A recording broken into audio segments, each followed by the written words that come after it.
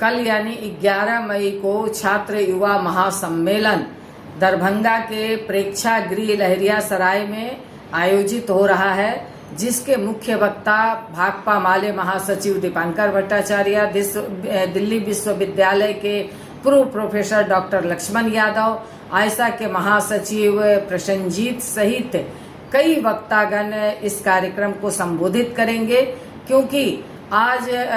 1857 की जो साझी शहादत और साझी विरासत को आज और ज्यादा मजबूत करने की जरूरत है। इन प्रश्नों को लेकर के साथ ही जो बिहार विधानसभा से 65% आरक्षण को पारित किया गया, उसे लागू करने के सवाल को लेकर के, और जिस तरह से वक्फ बोर्ड ला करके संपत्तियों को हड़पने की जो सरकारी कोशिश है, इसकी इन सवालों पर 11 मई को इस कार्यक्रम में बहस मुहावसा होगी, बातचीत होगी। मैं दरभंगा के आशा कार्यकर्ता, anganwadi, mid day meal worker, इन तमाम लोगों से अपील करूंगी, और साथ ही ठेका, मानदेय, प्रोत्साहन, आउटसोर्स पर काम करने वाले तमाम शिक्षक, कर्मचारी, नेताओं से मैं अपील करूंगी, कार्यपालक सहायकों से अपील करूंगी, डाटा एंट्री ऑपरेटरों से अपील करूंगी, एम्बुलेंस चालकों से अपील करूंगी, रात्रि प्रहरी से अपील करूंगी, विद्युत कर्मियों से अपील करूंगी कि आप तमाम लोग इस कार्यक्रम में आइए और इन सारे सवालों पर आप अपने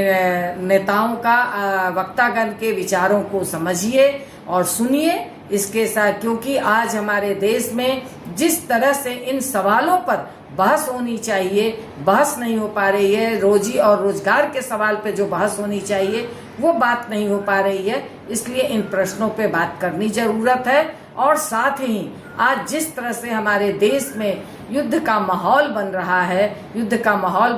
बन गया है, तो जो जरूरी है वो तो ठीक है, मगर युद्ध से मैं अपील करना चाहती हूँ कि युद्ध से कहीं कोई बड़ी समस्याओं का मसला, कोई भी मसला हल नहीं हुआ है, बल्कि शांति वार्ता से ही समस्याओं